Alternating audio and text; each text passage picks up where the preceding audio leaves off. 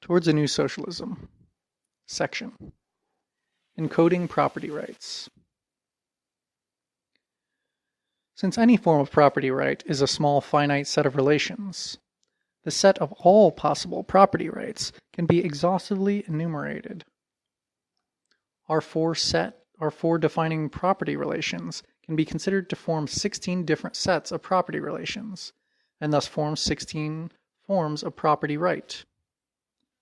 These can be assigned numbers from the sequence 0 to 15, ascending in proportion to the strength of the form of the right. This sequence is set out in a table 14.1. On the scale, we can place the property rights of the various different owners. At the bottom of the scale are slaves. Slaves under American law had no ownership rights. They had no property to which they had a legally enforceable title. At the top of the scale is full bourgeois right, where an individual can use, buy, sell, or inherit any property. In between are various combinations.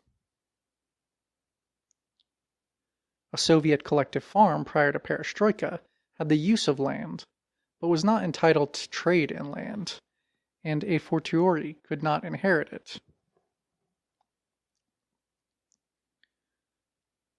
The socialist tradition holds that although wage workers in a capitalist economy have in theory full bourgeois rights over property, in practice their key right is to sell their labor.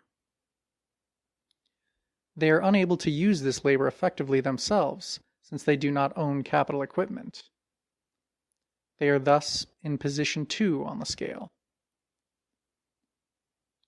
Of course, hired laborers have the right to purchase and use or pawn consumer goods, but the most valuable property they own remains their labor. Here's a table, 14.1, exhaustive enumeration of possible property rights. 0. The slave, which cannot buy, sell, use, or inherit.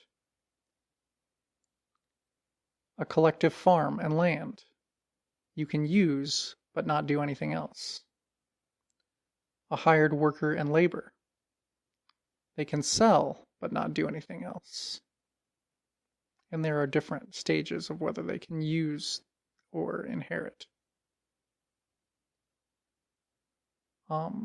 Peasant and land. They can use and they can inherit, but they cannot buy and sell. Going from 0 to 15, where 15 is full bourgeois right. They can use, sell, buy, and inherit.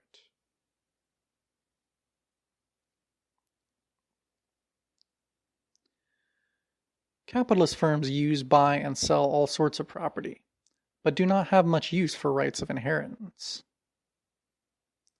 In contrast, a peasant farmer will typically inherit his land from his father and leave it to his son. The market in land is generally poorly developed, so inheritance and marriage remain the chief means of property transfer. End of section.